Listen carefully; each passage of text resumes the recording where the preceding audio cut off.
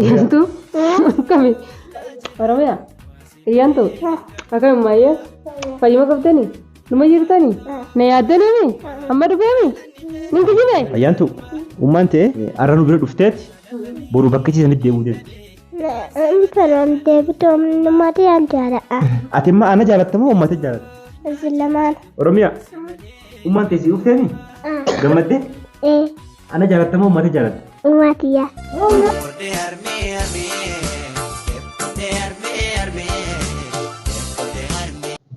Assalamualaikum warahmatullahi wabarakatuh. Ashama harkaf nidda watot hordoftoota maatii channela yaaddoo sabaa jirra jirtu nageenyi keessan badhaadha. Assalamualaikum warahmatullahi wabarakatuh. Jirra jirtu hordoftoota fi kabajamtoota maatii channela keenya hundi keessan bokkuma jirtanitti nageenyi isiniif habaayatu jechaadha. Assalamualaikum warahmatullahi wabarakatuh. Hordoftoota kabajamtoota keenya.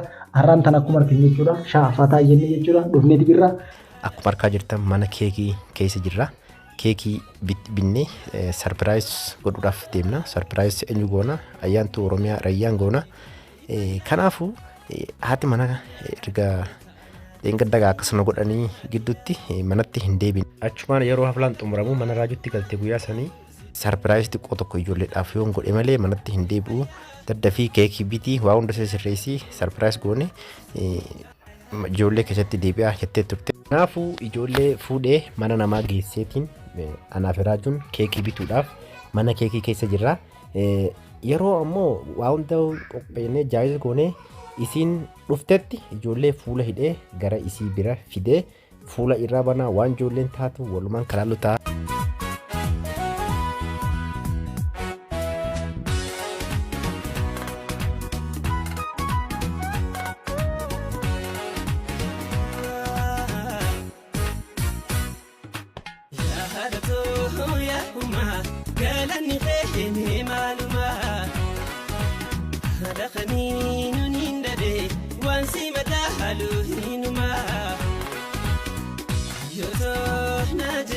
Raajeshowii fi haadha manaa Raajeshoo Faayoo wajjin asitti argamna.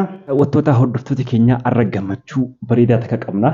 Akkuma beekamu dheengadda sarpiraayisii ajaa'ibaa na godhanii turanii achumaan mana raajuu geessee saadaan dheeyite maaliif ijoolleetti hin galuu hanqaan xiqquma takka illee taatu keekii bibbinnee waa maal jennee ijoollee sarpiraayis waan biraa deemteef waan kana dura biraa deemtee turteef sarpiraayis xiqqoo tokko ijoollees gootee ijoollee gootee fi deebi'uu barbaadee jirti. Isaan wajjin waan kana hundaa'u tolchinee sirreessinee isinillee finneeti naannoo kana as bira keenya jirra. Daawwattoota hordoftoota keenyaa isinillee sarpiraayis ajaa'ibaa isin godhuu fi dheengadda immoo beeloo wajjin kanaan dura beeloo wajjin harkaa turtanii har'a immoo beeloo malee uffata mana keessatti uffatamu. Diriyaa yookaan maalii kana uffatteeti seenaa jirti. Sarpiraayis. Kanaafuu mee saada eessa jirti mee viidiyoo keessatti? Mee Duraa bee malee. Yo. Aywa gama. Yo. Aywa. Mashallah. Mashallah Raja Asmanu warra takka isin argi. Duraan dursee daawwattoota hordoftoota keenyaa gama kiyyaan baay'ee takkaan isiniin galatoomfadhaa, isiniin kabajaa, isin na jaalattanii, isiniin jaaladhaa.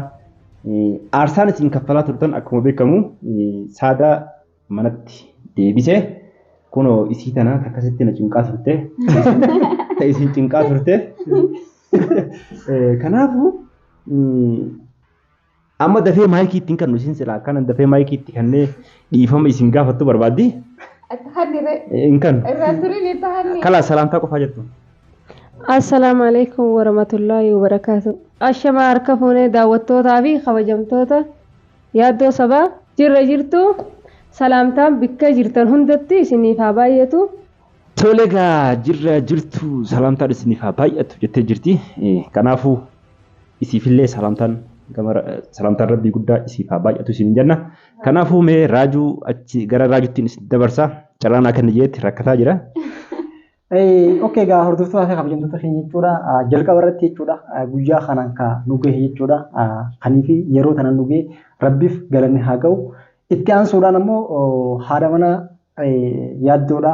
Qaalii namaa akka yaamicha keenya yookaan afeerraa keenya kabajee jechuudha. Har'aan tana mana keetiif aseensi ga'uu keetiif hedduu takka nullee gammannee jirra. Hamilee yaaddoome. Hamilee. Itti aansuudhaan jechuudha yaaddoo fi saadaan baga gammaddan baga gammannee jechuun barbaada maqaa hordoftoota keenyaatiin. Walumaanuu baga gammannee akka isin nuuf gammaddanitti nutillee isiniif gammannee jirra. Dhugaa dubbachuudhaaf hawwanni kanaan dura viidiyoo gadhiisuu dhiisee ji'a 2 guutuu tureef maaliifiin waa'uma isii kana isinitti dubbachaa oola. Maaliif yoo isin akka tasaa kaatee dhufte isin silaa'u viidiyoo seenuu hin jaalattu. Anumaatiitu yoo isin ijoollee kana keessatti deebite ijoollee tiyyaa wajjin haati manaa kiyyaa galtee viidiyoo akkasii qabadhee isiniidhaaf dhufuuf ka'e isilleen ammoo bifa haarawaan akka aliin isii fuudhutti raajuu tokkos nama godhe. Daawwattoota hordoftoota keenya isilleen akkuma kanaan dura isin jennetti isin agarsiifnetti viidiyoolee kanaan dura baay'ee akka daawwattanii jirtanii ayyaantuu Oromiyaa Rayyaan amma nuti kanatti waan kana hunda qopheessinee waan jirruuf ayyaantuu fi Oromiyaa Rayyaan Silaa'uu ijoolleedha. Fuula isaanii hidhee haadhuma isaanii bira fidee fuula isaanii duratti fuula irraa banaa akka ijoolleen taatu walumaan wajjin kalaallotaa nu faana turaa isiniin jenna.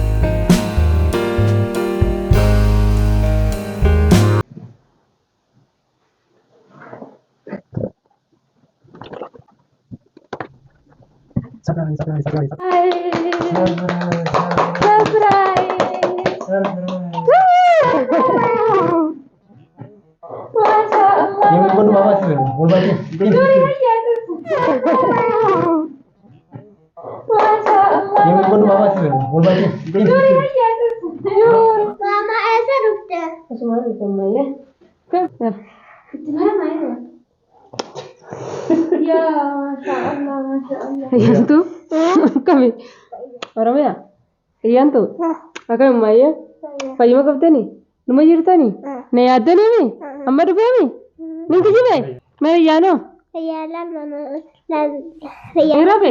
rafu jira gadda dhiisanii dhuftanii akkam maayee na yaadda ni sittuun si yaadeeyye Oromiyaa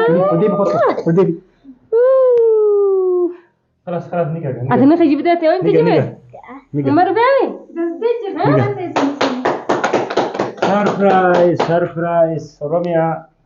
ये करता मोनी का मत. سرپرایز جولی. Jully.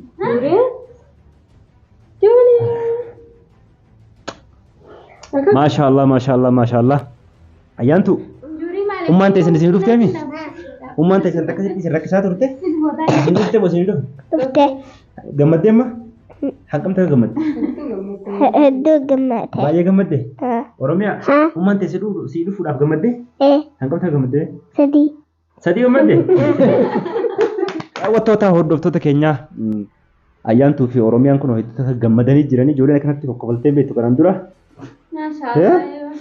Kokkolfaniitii kun akkanatti gammadanii ammoo viidiyoo kanaan dura tokkollee isaanitti hin mul'ifne kunoo arraan tan itti mul'isuu fi haati mana isaanii manatti deebitee gammadanii mee ijoollee ta'e arguudhaaf gammachuu sitti dhagame yookaan gadda sitti dhagame daawwattoota keetiif ibsi.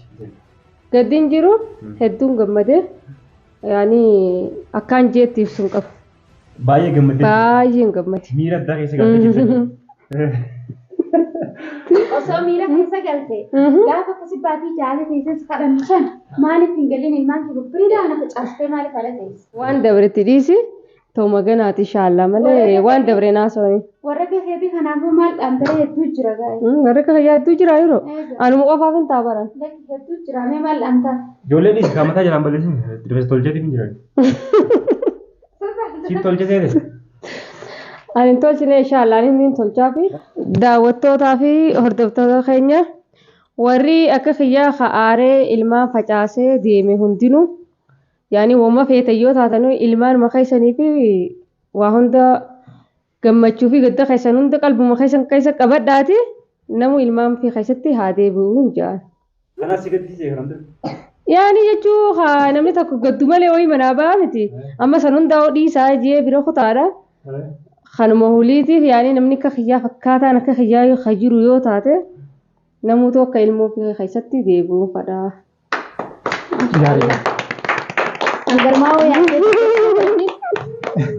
Hangarmaafuu yaaddee dubbachuu feetii hedduu takkaan wallahi siif gammada. Galatoomii. Isinillee galatoomaadha. Hordoftoota kabajamtoota keenya jechuudha haati mana yaaddoodha haala kanaan ijoollee isiidha keessatti deebi'uudhaaf sarpiraayizii gooteeti jirti. Ijoolleenis hangasuma takka jechuudha gammaddee onneen isaanii jechuudha gara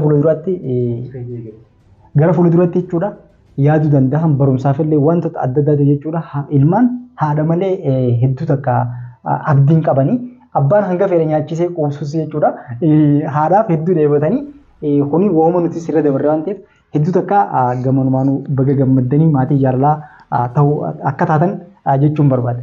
Galatoomatis. Egaa daawwattoota hordoftoota keenya namoonni baay'een mana keessan teessanii telefoona keessan irratti ilaaltanii bohaa turtan. Anilleen harmee kiyya kanaan dura yaadadheetiin bohaatiin ture ijoollee tiitanaa wajjin ijoollee waan bochuu garuu ijaan ijoollee dhukadheetiin bohaa ture. Anillee haadha biratti waan guddanne kophumatti hin guddadde eegaan baree waggaa 10 ga'e uummanni tiyyalleen duraan deemtee turte deebiti. Maaliif anis kiyya ka dursa yaadadheetiin taa'ee callisee bohaa ture. Yeroon mana barumsaa geessufaa baay'ee takka namoonni baay'een ni boonyee jedhaniiti gara waatsaappiitiin wajjin haasaa turre. Kaniin ifiifillee boo'ee yeroo isaan achiin waan akkasii sanaan jedhanii bohaa bilbilaan natti haasawan itti dabaleetii waliin boo'u ture daawwattoota waliin. Daawwattoota keenya kunoo gammannee jirra gammannee gammachuun keenya gammachuu keessanii. Ayyaantu ati bishaan siif hin kenna keekii siif hin kenna waa hundaa'u siif hin kenna ana qofa jaaladhu ummatee dhiisi. Namatti aan jaaladha. Ijoolleen amma haadha waan yaaddee fakkiin silaa isaadhuma jetti dhiisiree irraa. Maaliif keekii fi waan kana hundaa'u eenyutu sii bite ana moo ummateeti? Ummatiya. Ummatee maali gaanaaf bite kana? Durawwee isinii bitee kan uffata takkaa isinii bitee? Arrabtu kakattuu ta'e. Hoteela mataan isin geessee isinii bitame? Guyyaa na bira dhuftan hundaa'u? Waan isin feetan guutuu isinii hin bitame? Anaa isin gammachiisa moo isii isin gammachiisa? Ummatiya. Ayyoo. Raaju. Halas saniifuu ani barjeetiin jira. Dhugaa awwaalanii jiran. Maaliif abbaan jechuudha waa hanga fedhaa nyaachisu hanga fedhaa qubsu garuu immoo haati nyaachisin hin isin qubsin garaa duwwaadhaa yoo bira teessee hedduu takka gammadan ijoolleen anarraa uka jechuudha. Jechuun anis ijoollummaatti waan daddagaman hin beekamu. Kanaafuu haadha wanni gahu hin jiru jechuudha. Haadha wanni gahu hin jirtu. Abbaan muka alaati jedhan namoonni baay'een yeroo haasawan anamma abbaa muka alaati san keessatti ni lakkaa'ama. Silaan lakkaa'ame fakkeenyaaf amma nama keenya kaa biyya kana keessa wajjin jirru harka baay'eetti ilmaan isaanii yoo haati manaa irratti gattee biraa deemte fuudhaniiti yoo inni dhaaf geessan. Beekama. Anamma du'eetiin darba malee ilmaan kiyya kana yoo inni dhaaf abadan numaan hin geessine. Kanaafuu abbaa muka manaati. Asirratti jechuudha anis wanta akka haasee himu. Ani amma dunkaan ijoollee sadii dhiisiti hin godhin garuu haati manaatti yoo na bira dhiitee jechuudha guyyaa lama bulchuun hin tolama. Ati jechumaaf jettee malee? Daari jechuun hangaan takka jechuun obsaa akka keetii kanne kana nama birootiif isaa kan garuu ammoo dunkaan dhiira dhiisii haati manaatu ijoollee sadii kophaan jiraachuu biyya kanatti dandeessu. Jejjahaaf. Anilleen obseetii miti. akkumaan ta'uu dhabeeti. Kanaafuu raajuu obboleessa kiyya waan ana arke kana hin arkiniis hin jedha. Daawwattoota hordoftoota keenya waan hin arke kana hin arkina. Nam tokkollee. Kanaafuu haadha mana keessanitti wajjin nageenyi isin gidduu haa jiraatu. Wal kabajaa. Bakkuma keessanitti aamin jaa. Wal jaaladhaa. Akka barbaadanitti walitti aartanis wal biraan deemina. Kanaaf maaliif rabbiin erga walitti nama fidee walitti nama hidhee wal biraa deemanii keessattuu erga ijoollee godhatan baay'ee takka namatti ulfaata. Kana waan ta'eef Oromoon keenya kun beekadhu haala salphaadhaan wal fuudha. Haala salphaan addaan baana. Kanaafuu wanni akkanaa kun hawaasa keenya keessa baay'atee jira. Dhugaa dubbachuudhaaf as keessatti raajuu harkaa turte saadaa fi faayolleen harkaa turan. Ijoollee keenya tayyuu inni fuutee guddisuu jirtu. Kan namni mataa gubbaadhaa guyyaa guyyaadhaan gattumuu jira. Beekama. As qofatti miti Suudi Arabiyaa keessatti ijoollee keenya ta'aramni guddifattee abdii jettuun. Beekama. Gabbaraa jechuudha. Gabbaraa isaanii. Haadima isaanii ta'ee kan guddatee Suudi Arabiyaa keessa jiruu jira. Beekama. Maaliif sababii garaagaraatiin namoonni keenya dubartoonni keenya ijoollee dhalaniiti darban. Gara ballee isaa waliin dhufuun nama dibdu. Aramni achii fuutee guddifatti ijoolleen tun booda maal taati? Abdiidha. Abdii jechuun afaan Arabaatti haddaama yookaan immoo ergamtuu jechuudha. Dalayduu isaanii jechuudha. Isaan malees waa baay'ee argaa jirra biyya ormaa tana keessatti. Dhalaan teenya osoo ulfa garaa qabduutti biyyarraa kaatee biyya kana fa'aa dhufti. Eessatti dahanii eessa guddisanii bakka itti deessuus hin jiru akkuma deessetti ilmoo tanachi dhiiftee ta biraa deemtu jira. Tarabbiin biraa fudhatu jira. Kanaafuu waan akkanaa kana rabbi isin agarsiisinaadha. Keessattuu dubartoonni keenya ilmoo rabbiin isiniif kenne jabeeffadhaa. Akka tasaa yoo jaarsa keessanii walitti aartanii biraa deemtanis daa'ima keessan ka garatti qabattan akkuma ta'iti achumatti dahiiti deem malee ilmoo garatti qabattee biyya arabaa hin dhufin dhaamsa kiyya kuni. Waan gaariidha yaaddoo asirratti kan dubbachaa jirtu dubartoonni keenya gara balleessa hogguun akkana jiru dhugumatti gabbaraa xiqqaatee fi namni walii guddisee yookaan immoo namni adeemu guddisee yoo jee hijibarraan fagaatu. Kana jechuun kiyya dubartoonni keenya akkuma beektan gara balleessa namootaan saba hedduutti heerumanii garuu ammoo kuni ta'uu hin qabu. Namni wal jaalatee walitti heerumuun rakkoo hin qabu. Garuu ammoo wajjin bultii ijaaruun eegan oolamin adda bahuun ammoo akka adda hin baane jalqabumarraa murteessitee qinaati yookaan immoo wal qoratanii namni kun naaf taa'amoo jiruu xiyyaaf jireenya xiyyaaf fuula dura xiyyaaf akkamittiin dabarsuu danda'a ilmaan yoo dhareeyoo rakkadduus ballattuus gammachuu yeroo sanii qofa salaaluu sun taane balloodhaas rakkoodhaas akkuma dhuftetti wajjin dabarsinaa jedhanii murteessuudha qabanii rakkoonni dabarti garuu ammoo kennaa rabbiin sii kannee haala yerootiif kennaa rabbiin sii kannee jechuudha darbitee biraan deemin maaliif kana jechuun guyyaa ilmoon ammaan tan isin akka qal'aan ilaaltanii yoo nama barsiifatetti nama guddifatetti paayilota ta'uu dandeessi sadarkaa gahuu dandeessi doktara ajaa'iba ta'uu dandeessi qaddoo xiqqana amaliyyaa warreen mataa dalagan warreen qaama baqessan warreen ammoo mudhii dalagan ta'uu danda'a paayilotii ta'uu danda'a jechuun nama biyya kana bulchan ta'uu danda'a. Kennaa rabbiin namaa kanneen darbitanii bira deemuun. Jabeeffadhaa waan keessan jabeeffadhaa jechuun barbaada. Abbaan manaa keessanii qaama keessanii jabeeffadhaa. Haati mana keessanillee qaama keessanii jabeeffadhaa. Saadaan osoo ijoolleen kun jidduu jiraachuu baatte waan deebitu hin ta'u. Dhugaadha ta'a. Ijoolleetii yaachaan dhufe. Ijoolleetii jaarsa kiyya kanallee hedduun jaaladha. Saniif hin dhufe. Waan biraati hin dhufne. Hordoftoota keenyaa viidiyoon kun isinitti dheeratee jira. Viidiyoo biraatiin hamma walitti deebinutti nu faana turaa isiniin jenna.